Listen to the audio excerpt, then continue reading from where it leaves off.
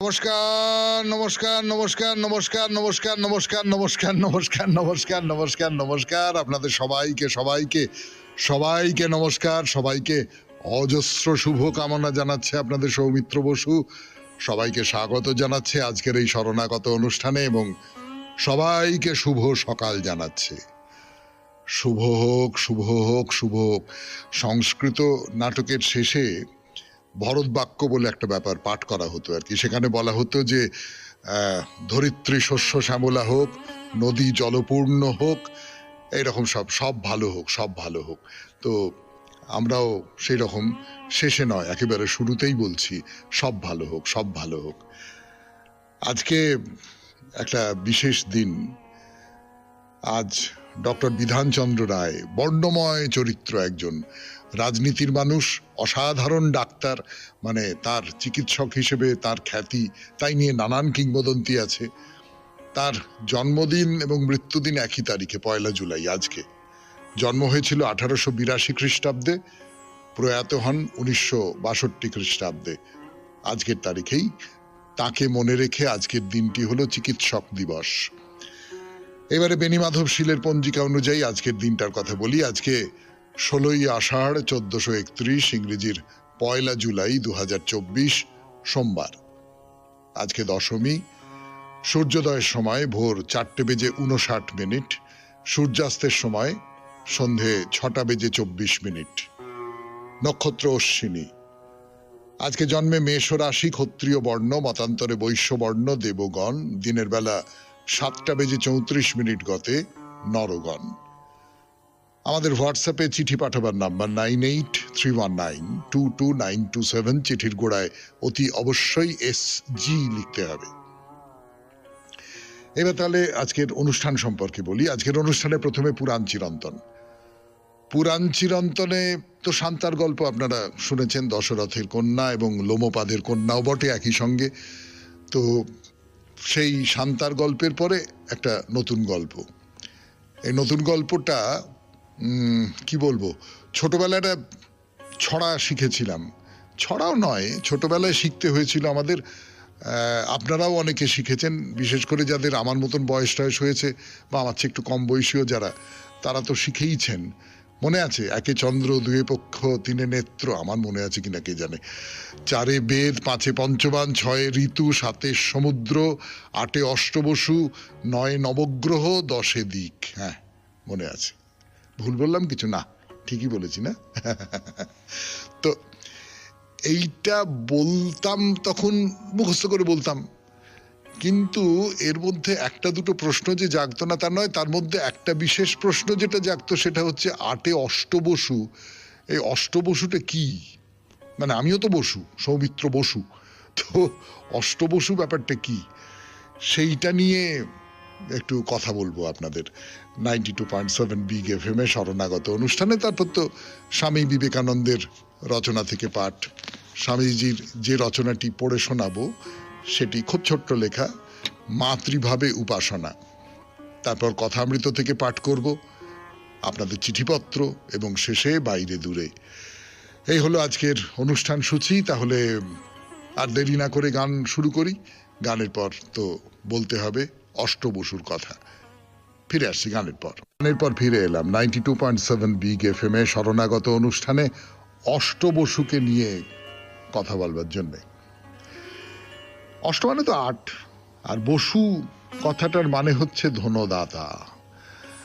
আমি সেদিক থেকে খুব সার্থক নামা বলতে পারবো না, আমি খুব ধনদাতা লোক নই। আসলে 8 জন ধনদাতা দেবতা মিলে হলেন অষ্টবসু। তার আবার গণদেবতা নামেও পরিচিত। রামায়ণে, মহাভারতে বা নানান পুরাণে এদের গল্প আছে, কিন্তু এদের জন্ম, নাম ধাম এইগুলো নিয়ে নানান জায়গায় নানান রকমের, যেরকম পুরাণে হয় আর কি, নানান রকমের সমস্ত কথাবার্তা আছে। একটা কোনো নির্দিষ্ট পরিচয় যে এদের পাওয়া যাচ্ছে এমনটা নয়। তবে সবচেয়ে বেশি করে যে কথাটা বলা হয়, এরা হচ্ছেন ধর্মরাজ আর তার স্ত্রী বাসুর পুত্র, এই অষ্টবসু। আবার কোথাও কোথাও এদের কশ্যপ আর অদিতির পুত্র বলেও দেখানো হয়েছে। আর অদিতির পুত্র হচ্ছেন আদিত্য, মানে দেবতা। তো যেহেতু দেবতা, সেই জন্যে দেবরাজেন্দ্রের সঙ্গে এদের খুব সখ্য, খুব বন্ধুত্ব। এই যে অষ্টবসু, এই অষ্টবসু হচ্ছেন পঞ্চভূত আর ত্রিশক্তির প্রতীক। এই যে অষ্টবসু ৮ জন, তাদের নাম কি বলি আপনাদের। প্রথম জনের নাম হচ্ছে ধর।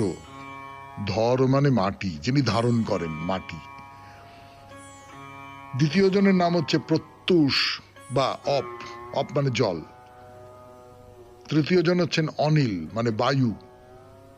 চতুর্থ জন হচ্ছেন অনল মানে অগ্নি। পঞ্চম জন দ্যু মানে আকাশ। ষষ্ঠ জন সোম চন্দ্র। সপ্তম জন প্রভাস বা সূর্য। আর অষ্টম জন হচ্ছেন ধ্রুব বা তারা। এই ৮ ভাই। এবং এই যে ৮ ভাই, লক্ষ্য করে দেখুন, এরা না থাকলে কিন্তু এই পৃথিবী থাকে না।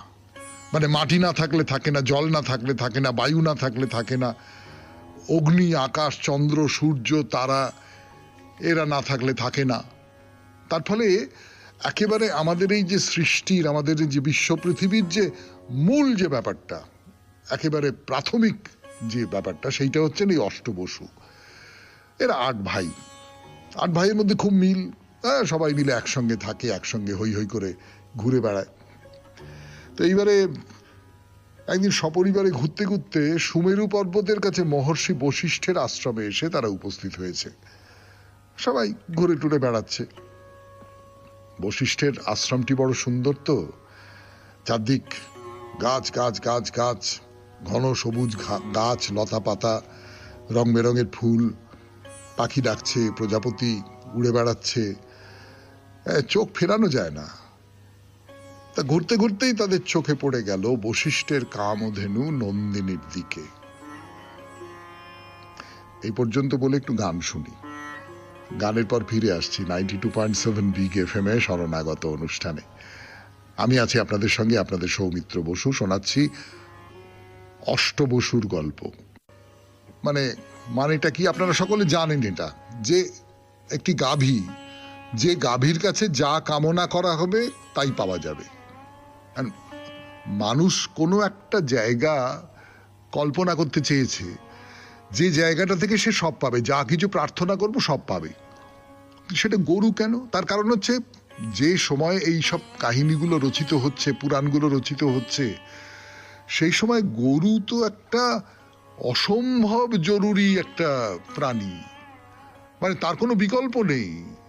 সে দুধ দেয়, সে চাষ করে, এই সব কিছু, মানে মানুষের বেঁচে থাকার জন্য যা যা কিছু প্রয়োজন সেই সমস্তটা গরু দেয়। আর গাছ দেয়, যে কারণে কল্পবৃক্ষ আপনারা জানেন, গাছকেও মানুষ ওই রকম ভাবে কল্পবৃক্ষ হিসেবে সবটাই দেয় এই হিসেবে কল্পনা করেছে। তো যাই হোক, এখানে তো নন্দিনী, তো নন্দিনীর গুণের কথা তো সকলে শুনেছে। এমন একটা কামধেনু যদি সঙ্গে থাকে তাহলে চিন্তা কিসের। তো এইসব গুণের কথা শুনে দু যে ভাই, তার স্ত্রী স্বামীকে বলল যে আমার এই নন্দিনীকে চাই, একে আমাদের সঙ্গে নিয়ে যাও। এটা খেয়াল করে দেখবেন যে মেয়েরা খুব আবদার করে, মানে আমাদের পুরাণে আছে আর কি, পুরাণে মহাকাব্যে আছে। এটা সবসময় যে পুরোটা মিথ্যে তা নয় হয়তো, কিন্তু আধুনিক যুগে আমরা মেয়েদের শুধু এই পরিচয়ই দেখবো, এইটাও তো কোনো কাজের কথা হলো না। কিন্তু ধরুন সীতা সোনার হরিণ দেখে বায়না করতে আরম্ভ করলেন, এরকম সব হয়তো, মানে আমাদের পুরাণে নারীকে এইরকম চোখেই দেখা হয়েছে যে ওরা বায়না করে এবং পুরুষ তাকে এনে দেবে। এই একটা পুরুষতান্ত্রিক ভাবনা ছিল আমাদের ভেতরে প্রাচীনকালে, সব দেশেই কম বেশি ছিল। তো যাই হোক, সে সমস্ত জ্ঞানের কথা থাক।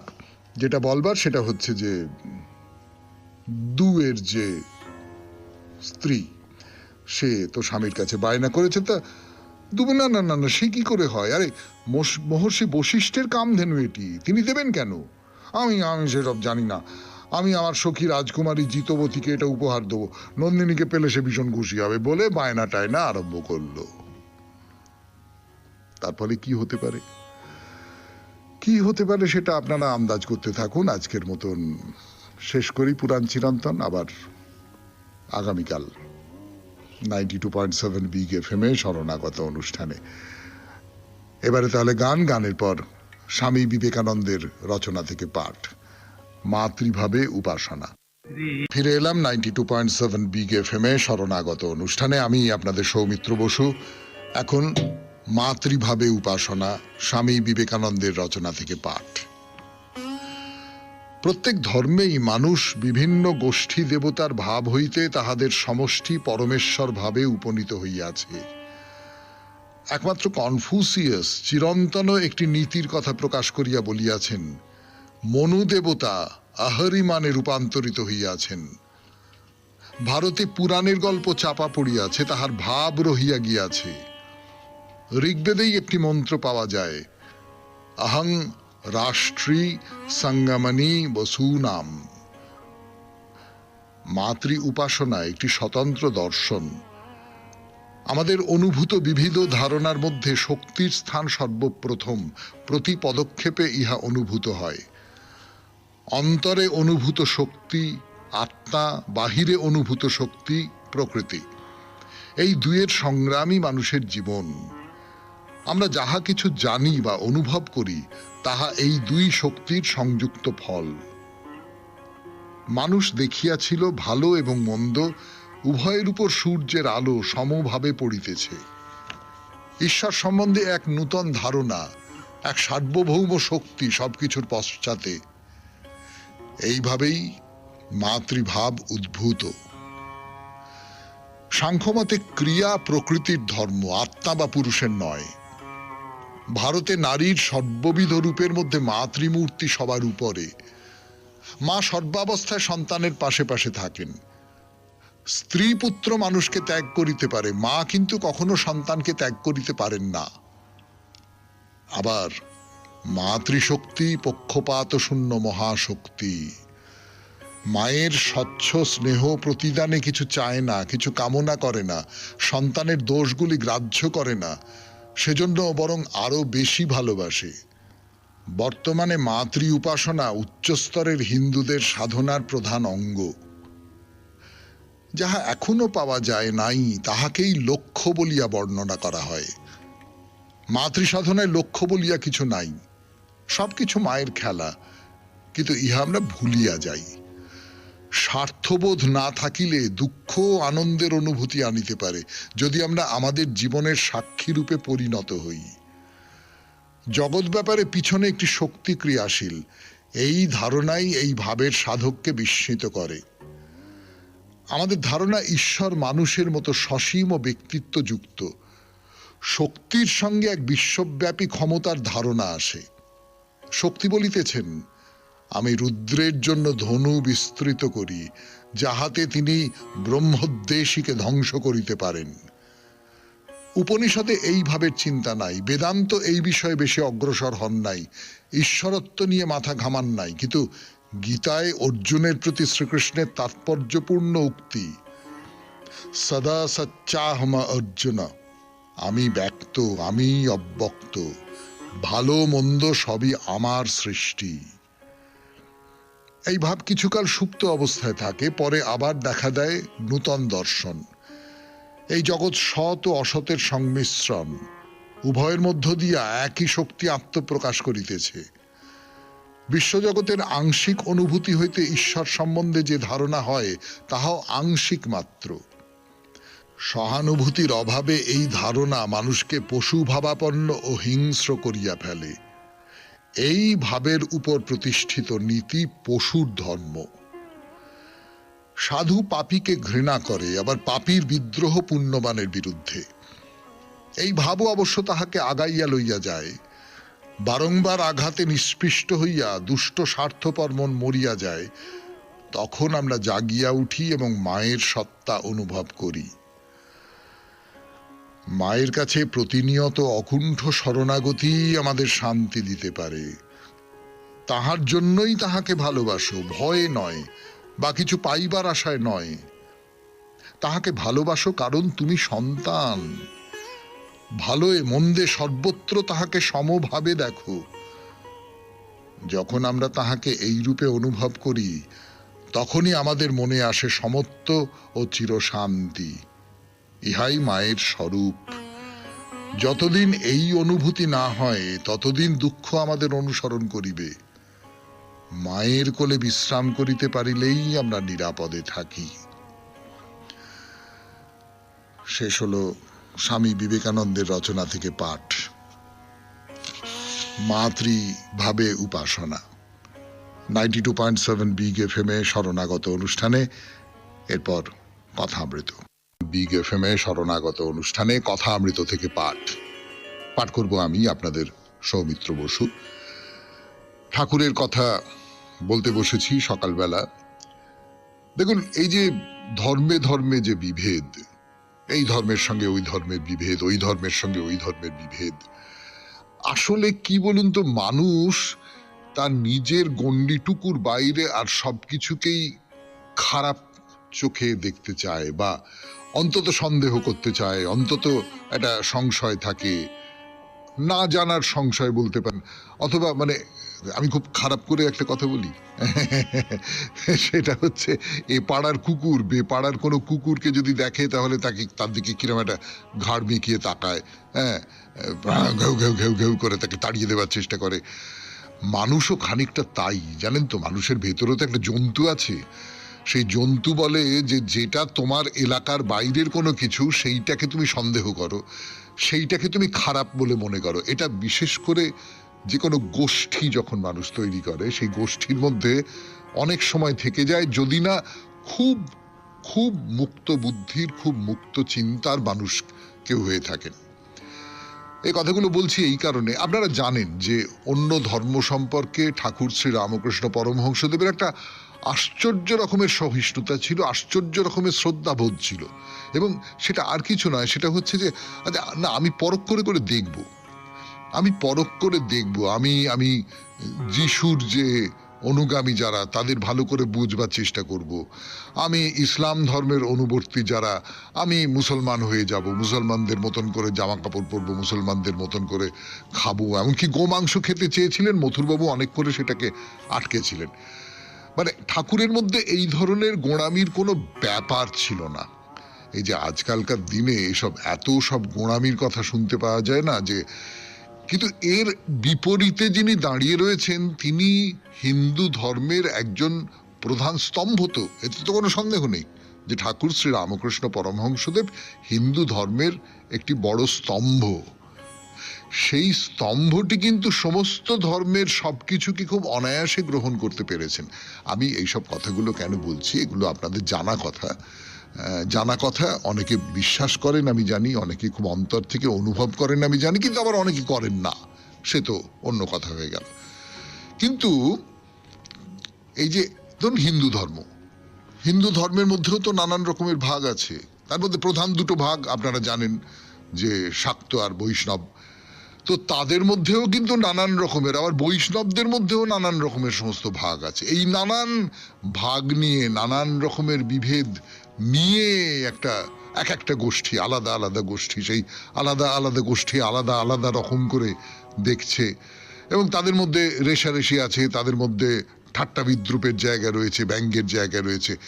এই সমস্ত কিছুটা ঠাকুর দেখেছেন, ঠাকুর জানেন, এবং ঠাকুর এই নিয়ে কথা বলছেন। কি কথা বলছেন সেটা বলবার জন্য ফিরে আসছি গানের পর। 92.7 বিগ এফএম এ শরণাগত অনুষ্ঠানে শুনছেন কথামৃত থেকে পাঠ।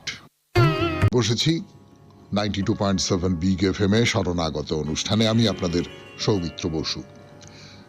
ঠাকুর বলরাম এবং অন্য ভক্ত যারা আছেন তাদের বলছেন যে বৈষ্ণবদের একটি গ্রন্থ ভক্তমাল, বেশ বই, ভক্তদের সব কথা আছে, তবে একঘেয়ে। এক জায়গায় ভগবতীকে বিষ্ণু মন্ত্র লইয়ে তবে ছেড়েছে। ভগবতী তিনি তো শাক্তদের দেবী, তাকে বিষ্ণু মন্ত্র নিয়ে ছেড়েছে, মানে তিনি বিষ্ণুর ভজনা করছেন বা এইরকম কিছু। অর্থাৎ এটার মধ্যে কোথাও একটা সমন্বয়ের চেষ্টা আছে, কিন্তু তার চেয়েও যেটা বেশি আছে সেটা হচ্ছে যে অমুক দেবী, শাক্ত দেবী, তিনি বিষ্ণু মন্ত্র পাঠ করলেন, বিষ্ণু মন্ত্রকে গ্রহণ করলেন। এইরকম একটা আমার ধর্ম তাহলে বড় হলো। তো আমি বৈষ্ণব চরণের অনেক সুখ্যাত করে সেজুবাবুর কাছে আনলুম। সেজুবাবু খুব যত্ন খাতির করলে, মানে মথুরবাবু আর কি, রূপোর বাসন বার করে জল খাওয়ানো পর্যন্ত এসব করলেন। তারপর সেজবাবুর সামনে বলে কি, আমাদের কেশব মন্ত্র না নিলে কিছুই হবে না। আর সেজবাবু শাক্ত, ভগবতীর উপাসক, মুখ রাঙা হয়ে উঠল। আমি আবার বৈষ্ণব চরণের গা টিপি। মানে সেজবাবুর কাছে নিয়ে গেছে, নিয়ে গিয়ে বৈষ্ণব চরণ বলছে যে না না, ওই কেশব মানে কৃষ্ণ, কৃষ্ণের মন্ত্র না নিলে কিছু হবে না। সেজবাবু তিনি শাক্ত, তার তো পছন্দ হচ্ছে না কথাগুলো, এবং তিনি হচ্ছেন জমিদার রাজা, তিনি এত যত্নার্থী করেছেন, তার ভেতরে ভেতরে ভেতরে ভেতরে কোথাও একটা এটা এটা কিরকম কথা। আর আমাদের এই বামুন ঠাকুর তো এইরকম কথা বলে না। তার ভেতরে ভেতরে খুব রাগ হচ্ছে, এবং সেটা মানে মথুরবাবুর ভেতরে রাগ হচ্ছে সে তো বুঝলাম, কিন্তু এইটা কিন্তু ঠাকুর নিজেও যে পছন্দ করছেন তা কিন্তু না। না কেন? শুধু কেশব মন্ত্র দিয়েই পার হওয়া যাবে এর কি মানে আছে? কেন কোনো শাক্ত মন্ত্র দিয়ে পার হওয়া যাবে না কেন? কোনো মায়ের মন্ত্র দিয়ে পার হওয়া যাবে না কেন? তো শ্রীমদ্ ভাগবত তাতেও নাকি ওই রকম কথা আছে, কেশব মন্ত্র না নিয়ে ভবসাগর পার হওয়াও যা, আর কুকুরের ল্যাজ ধরে মহাসমুদ্র পার হওয়াও তা। বলে কি বলছেন? বলে বলছেন সব মতের লোকেরা আপনার মতটাই বড় করে গেছে। ওই আপনাদের বলছিলাম না, মানুষের স্বভাব এইটা, সে যে গোষ্ঠীর মধ্যে থাকে সেই গোষ্ঠীটাই সবচেয়ে ভালো, তার বাইরে আর যা কিছু তারা যে যত ভালো হোক আমাদেরটার চেয়ে খাটো, এইরকম একটা মনোভাব। বলছেন শাক্তরাও বৈষ্ণবদের খাটো করবার চেষ্টা করে বলে এটা খুব মজার কথা বলছেন, সেইটা বলি আপনাদের। বলছেন শ্রীকৃষ্ণ ভবনদীর কাণ্ডারি পার করে দেন, তাই তো? শ্রীকৃষ্ণ ভবনদীর কাণ্ডারি পার করে দেন। তো শাক্তেরা বলে তা তো বটেই, মা রাজরাজেশ্বরী, তিনি কি আপনি এসে পার করবেন? ওই কৃষ্ণকে রেখে দিয়েছেন পার করবার জন্য। না, তার মানে ভেবে দেখুন, এই যে পার করা, এই পার করাটা কি, ভবনদী পার করাটা কি? ওই যেটা বারবার বলি যে এই জাগতিকতা, এই পার্থিবতা, এই সংসার, এইটাকে হাতে ধরে পার করে দিচ্ছেন। এইটা কি খেয়া পারাপার করবার মতন ব্যাপার না। এটা মজার গল্প, কিন্তু এর ভেতরে কোথাও একটা এই যে গোষ্ঠীদ্বন্দ্ব যাকে বলে, তার একটা সূত্র কোথাও থেকে গেছে, তাই না? শুনছেন কথামৃত থেকে পাঠ, 92.7 বিগ FM এ শরণাগত অনুষ্ঠানে। একটু গান শুনি, গানের পর আরো খানিকটা শোনাবো ঠাকুর শ্রী রামকৃষ্ণ পরমহংসদেবের কথা। গান শেষ, কথা শুরু। কথা মানে কথার সেরা কথা, কথামৃত, কথার অমৃত। ঠাকুর কি বলছেন? এই যে একটা গোষ্ঠী তার সঙ্গে আর একটা গোষ্ঠীর যে বিরোধ, এই সমস্ত নিয়ে ঠাকুর কি বলছেন? বলছেন নিজের নিজের মত লয়ে আবার অহংকার কত। ও দেশে শ্যামবাজার এইসব জায়গায় তাঁতিরা আছে, এখনো সে শ্যামবাজার বললে কি আর তাঁতিদের কথা মনে পড়ে? এখন শ্যামবাজার বললে ভিড়ে ভিড়, পাঁচ মাথার মোড়, এই সব কথাই তো মনে হয়। কিন্তু তখন তো শ্যামবাজার, তখনকার শ্যামবাজার অন্যরকম শ্যামবাজার, তখন তাঁতিদের ঘর। তো অনেকে বৈষ্ণব, তাদের লম্বা লম্বা কথা বলে। ইনি কোন বিষ্ণু মানেন? ভালো করে লক্ষ্য করে দেখুন কথাটা, কোন বিষ্ণু মানেন? পাতা বিষ্ণু। পাতা বিষ্ণু মানে হচ্ছে যিনি পালন করেন, সেই বিষ্ণু আর কি। ও আমরা ছুঁই না। কোন শিব? আমরা আত্মারাম শিব, আত্মারামেশ্বর শিব মানি। কেউ বলছে তোমরা বুঝিয়ে দাও না, কোন হরি মানো? তাতে কেউ বলছে না আমরা কেন, ওইখান থেকেই হোক। এদিকে তাঁত বনে আবার এই সমস্ত লম্বা লম্বা কথা। মানে তার মানে ভেবে দেখুন, যে কৃষ্ণের ভজনা করে, সেই কৃষ্ণের ভজনা যারা করছে তাদের মধ্যে কোন কৃষ্ণ সেইটা নিয়ে ভেদাভেদ। যে কৃষ্ণ ওই পাতা কৃষ্ণ মানে পালন করেন, সেই কৃষ্ণ ভালো না, সেই কৃষ্ণ ছোট খাটো বলে আমরা মনে করি, ও আমরা ছুঁই না। কোন হরি, কোন কৃষ্ণ? তার মানে একেবারে অশিক্ষা বলতে যেটা বোঝায় আর কি। এই যে ভগবানের নানান রূপ আমি যদি বলি যে এই যে পালন করেন কৃষ্ণ, হ্যাঁ, ভগবান, এই যে বলা হয় যে ব্রহ্মা বিষ্ণু মহেশ্বর, একজন সৃষ্টি করছেন, একজন পালন করছেন, একজন সংহার করছেন, কিন্তু এরা তো আসলে এক, তাই না? যিনি সৃষ্টি করছেন তিনিই পালন করছেন। আপনি যদি এই পৃথিবীর কথা ভাবেন, আচ্ছা আচ্ছা মায়ের কথা ভাবুন, মা মা আমাকে সৃষ্টি করছেন, মাই তো আমাকে পালন করেন। আবার সেই মাই যখন আমি অন্যায় করি তখন মহামায়ার কথা ভাবুন, তিনি আমাকে সংহার করেন। তো এই সবটা নিয়েই তো এই যে ত্রিদেব, এই ত্রিদেব তো আসলে একই দেবতার তিনটে রূপ। মানুষ তিনটে আলাদা আলাদা রকম করে দেখেছে। এই তো শেষ করছি আজকের মতো কথামৃত থেকে পাঠ 92.7 বিগ এফএম এ শরণাগত অনুষ্ঠানে। এরপর আপনাদের চিঠিপত্র। আমি আছি আপনাদের সঙ্গে, আপনাদের সৌমিত্র বসু। এবার চিঠিপত্র 92.7 বিগ এফএম এ শরণাগত অনুষ্ঠানে। কিন্তু একটা খেদের কথাই বলবো যে আজকের চিঠিটি যিনি লিখেছেন তিনি তার নাম দেননি। এই পরপর কয়েকটা চিঠি পাওয়া হলো যেখানে প্রেরক তার নাম দিচ্ছেন না। না, না দিতেই পারেন, তার সে স্বাধীনতা আছে এবং নানান রকমের কারণ থাকতে পারে তার। কিন্তু আমার মনের মধ্যে একটু খুঁত করে আর কি। মানে চিঠি পড়া এবং আপনারা যারা চিঠি শুনছেন তাদেরও সঙ্গে তো যিনি চিঠিটা পাঠালেন তার একটা ভেতরে ভেতরে তলায় তলায় অন্তত একটা সম্পর্ক তৈরি হয়। সেইখানে নামটা না জানতে পারলে কিরকম একটা অন্ধকারে ঢিল ছোঁড়ার মতন একটা অনুভূতি হয় আর কি। যাই হোক, চিঠিটা পড়ি। স্বজনপ্রিয় শরণাগত, একজন ব্যক্তির বেঁচে থাকা ও বেড়ে ওঠার মূলে সাধারণ জেনারেল কিছু ধর্মাচরণ জরুরি। তার ব্যক্তিক ও সামাজিক অস্তিত্ব বিকাশে এইসব উপাদান অত্যন্ত গুরুত্বপূর্ণ হয়ে ওঠে। পারস্পরিক আদান প্রদান, সহযোগিতা ও সহমর্মিতার উপযুক্ত বেষ্টনীতেই গড়ে ওঠে সত্যিকারের বিবর্ধিত পরিবেশ। অহিংসা এহেন নান্দনিক অস্তিত্বের দুর্মূল্য মণি। কালের পর কাল ধরে যুগোত্তম পুরুষেরা এই বাণী আমাদের শুনিয়েছেন। নিজেকে ও অপরকে ভালো থাকা ও ভালো রাখার এক পরম ধন, এক প্রাণস্পর্শী অনুভূতি, যার সংস্পর্শে শুধুই অনির্বচনীয় আনন্দ। সম্পর্কের অলিতে গলিতে সত্যিকারের প্রাণের দীপন, সত্তার গভীর সুরের আনন্দ লহরী। আসলে অহিংস মনই পারে চারপাশকে প্রীতিবদ্ধ আলিঙ্গনে আবদ্ধ করে রাখতে। পরম প্রেমময় শ্রী শ্রী অনুকূলচন্দ্র ঠাকুর বলেছেন, হিংসা হিংসা বাড়ায়, প্রীতি বাড়ায় প্রীতি, করবে যেমন পাবেও তেমন, এই সাধারণ রীতি। গ্রিক আর রোমান উপকথায় লার্না হ্রদের দৈত্যাকার সরীসৃপ হাইড্রার গল্প মনে পড়ে গেল, যার এক মাথা কাটলে দুটো মাথা গজিয়ে ওঠে, যার নিঃশ্বাসে রয়েছে বিষ, যার রক্ত এতটাই বিষাক্ত যে যার এক ফোঁটার গন্ধ প্রাণঘাতী। হিংসাও ঠিক তাই, যা আসলে মানব মনকে বিষময় করে তোলে। বিপরীতে অহিংসা পরের ও নিজের ভালোর নিটোল দর্পণ।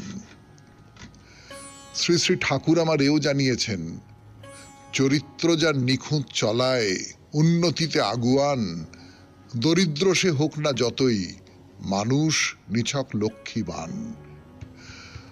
অহিংসা আমাদের প্রত্যেকের চরিত্রকে এইভাবেই নিখুঁত করে তোলে, তাকে যোগ্য ও উপযুক্ত করে তোলে বিবর্ধনের পথে। আর কে না জানে বিস্তারী জীবন আর সংকোচনী মৃত্যু। শরণাগত অনুষ্ঠানের সকল সুধীজন ও অনুষ্ঠান সঞ্চালক মাননীয় শ্রী সৌমিত্র বসু মহাশয়কে এক আকাশ কৃতজ্ঞতা জানিয়ে চিঠি শেষ করলাম। নাম নেই, কিন্তু খুব জরুরি চিঠি, খুব চমৎকার চিঠি, এবং আজকের এই যে পৃথিবীর যে বাতাবরণ, সেই বাতাবরণে অত্যন্ত উল্লেখযোগ্য একটি চিঠি। এরপর বাইরে দূরে 92.7 বিগ এফএম এ শরণাগত অনুষ্ঠানে ফিরে আসছি গানের পর।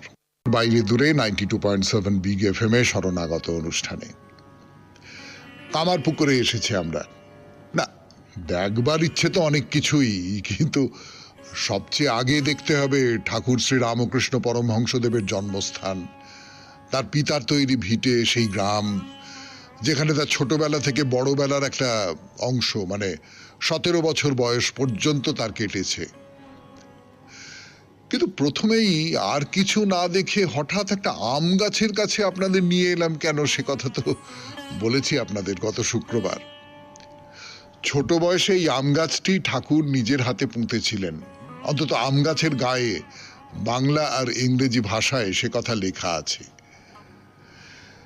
এই আম গাছটা দেখতে দেখতে আপনার মনের মধ্যে নানান রকমের সব চিন্তা আসতে পারে। যেমন আপনার মনে হতে পারে যে, মানে আমার তাই মনে হয়েছিল, ঠাকুর দেহ রক্ষা করেছেন, কিন্তু তার স্মৃতি নিয়ে এই গাছ এখনো কেমন দাঁড়িয়ে আছে, ফল দিচ্ছে, ছায়া দিচ্ছে। মানুষ, তিনি যদি অবতারও হন তবুও তো তিনি মানুষের রূপ ধরেই এসেছিলেন এই পৃথিবীতে। তিনি, তাকে মানুষই বলবো। তিনি যা রোপণ করে গেছেন সেসব থেকে যায়, কত কত যুগ ধরে থেকে যায়। এই আম গাছ তার একটা উদাহরণ। যেমন উদাহরণ কথামৃত, আমরা সবাই জানি, রোজ পড়ি তো কথামৃত। কথামৃত শুনলেন আপনারা, আজকেও শুনলেন। থেকে যায়, মানুষের কথা থেকে যায়, মানুষ যা রোপণ করে তা থেকে যায়। আবার এমনটাও মনে হতে পারে যে ঠাকুর তো সুখ সন্ন্যাসী হতে চাননি কখনো, তিনি তো চেয়েছিলেন রসে বসে থাকতে। সে যেন এই আম গাছের মতো, ছায়া দেবে, ফল দেবে, স্নিগ্ধ সবুজ পাতায় মন শান্ত করবে। আমি জানি না আর কে কি বলবেন, আমি কিন্তু ঠাকুরের সঙ্গে কোথাও এই আম গাছের একটা আত্মীয়তা টের পাই। সে গাছ এখন প্রবীণ হয়েছে, বিরাট মোটা গুঁড়ি, তার নানান দিকে ডালপালা ঠেলে উঠেছে, তাকে চারপাশ থেকে ঘিরে রাখা হয়েছে লোহার জাল দিয়ে, মোটা পুরু শক্ত, যাতে কেউ ধরতে না পারে, ছুঁতে না পারে। হয়তো উপায় নেই, তবু দেখতে ভালো লাগে না। যাক, চলুন এবার ঠাকুর শ্রী রামকৃষ্ণ পরমহংসদেবের জন্মস্থানে, সেই ঢেঁকিশালে যাব। তার মাঝখানে একটু গান শুনে নেব 92.7 বিগ FM এ শরণাগত অনুষ্ঠানে। আমি আছি আপনাদের সঙ্গে, আপনাদের সৌমিত্র বসু। আবার বাইরে দূরে 92.7 বিগ FM এ শরণাগত অনুষ্ঠানে। আমরা তো জানি, পড়েছি, শ্রী রামকৃষ্ণদেব জন্মেছিলেন ঢেঁকিশালে। তখনকার দিনে এমনটাই নিয়ম ছিল, প্রথা ছিল, ঢেঁকিশালেই হয়েছিল আতুর ঘর। কিন্তু এই সূত্রে অন্য একটা কথা হঠাৎ মনে হলো, বলেই ফেলি আপনাদের সামনে। আচ্ছা দেখুন, শ্রীকৃষ্ণের জন্ম হয়েছিল কংসের কারাগারের মধ্যে, যিশুর জন্ম হয়েছিল আস্তাবলে, বুদ্ধদেবের জন্ম হয়েছিল পথের ধারে। কেমন একটা মিল পাওয়া যায় না? সে যাই হোক, সেদিনের সেই ক্ষুদিরাম চট্টোপাধ্যায়ের দরিদ্র কুটির আজ আর নেই। রামকৃষ্ণ মিশন তাকে নিয়ে ঠাকুরের প্রতি তাদের ভক্তি, ভালোবাসা, শ্রদ্ধা দিয়ে সাজিয়েছেন এই জন্মভিটে। যে ঢেঁকিশালে তিনি ভূমিষ্ঠ হয়েছিলেন তা আজকে মন্দির, ঠাকুর শ্রী রামকৃষ্ণ পরমহংসদেবের মন্দির। কিন্তু বড় যত্ন করে তৈরি করা, জানেন। মানে আমার প্রথমেই যেটা চোখে পড়েছে সেটা হচ্ছে এর রংটা। মানে মাটির বাড়ি তো ছিল, তা এখনো চট করে দেখলে সেই মাটির বাড়ি বলেই মনে হতে হবে, এইরকম এমন একটা রঙে সাজানো হয়েছে এই মন্দিরকে, যেটা খুব চোখ টানে। প্রচুর গাছগাছালি লাগানো আছে এখানে, ভারী সুন্দর বাগান। পার হয়ে যাচ্ছি ক্ষুদিরাম চট্টোপাধ্যায়ের ভিটেতে। ঠাকুরের অজস্র স্মৃতি জড়িয়ে আছে এখানে। তো ভেতরে ঢুকলাম, লম্বা টানা একটা উঠোন, পাশে পাশে ঘর, যেমনটা তখনকার দিনে থাকতো আর কি, বা এখনো থাকে না তা নয়। প্রথম ঘর দিয়ে ঢুকে একটা বড় হল ঘরের মতন, মাঝখানে মাটিতে একটা কিছু পেতে দেওয়া আছে, সেখানে বসে একটু জিরিয়ে নিতে পারেন, চারপাশটা দেখতে পারেন। চারপাশের দেওয়াল জুড়ে বাঁধানো ফ্রেমে অজস্র ছবি, দুপাশে প্রায় দেওয়াল নেই, গ্রিল দিয়ে ঘেরা, ফলে সহজ আনন্দে বাইরের প্রকৃতি ঘরের ভেতরে চলে আসতে পারে। ঠাকুর তো তাই চেয়েছেন, সহজ আনন্দ, সহজ আনন্দে সবাই মিলে ঈশ্বরের কথা বলা, তাই না? আজকে এই পর্যন্তই থাক 92.7 বিগ এফএম এ শরণাগত অনুষ্ঠান। আমাদের হোয়াটসঅ্যাপে চিঠি পাঠাবার নাম্বার 9831922927। চিঠির গোড়ায় অতি অবশ্যই SG লিখতে হবে। কবিতা দিয়ে শেষ করি, রবীন্দ্রনাথের কবিতা। প্রতি সন্ধ্যায় নব অধ্যায়ে জালো তব নবদীপিকা, প্রত্যুষপটে প্রতিদিন লেখো আলোকের নবলিপিকা। অন্ধকারের সাথে দুর্বার সংগ্রাম তব হয় বার বার, দিনে দিনে হয় কত পরাজয়, দিনে দিনে জয় সাধনা। পথ ভুলে ভুলে পথ খুঁজে লও, সেই উৎসাহে পথ দুঃখ বও। দেববিদ্রোহে বাঁধা পড়ো মোহে, তবে হয় দেবারাধনা। খেলাঘর ভেঙে বাঁধো খেলাঘর, খেলো ভেঙে ভেঙে খেলে না। বাসা বেঁধে বেঁধে বাসা ভাঙে মন, কোথাও আসন মেলে না। জানি পথ শেষে আছে পারাবার, প্রতিক্ষণে সেথা মেশে বাড়িধার। নিমেষে নিমেষে তবু নিঃশেষে ছুটিছে পথিক তটিনী।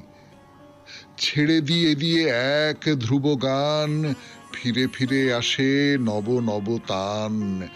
মরণে মরণে চকিত চরণে, ছুটে চলে প্রাণ নটিনী। খুব ভালো থাকবেন, আনন্দে থাকবেন। নমস্কার। নমস্কার।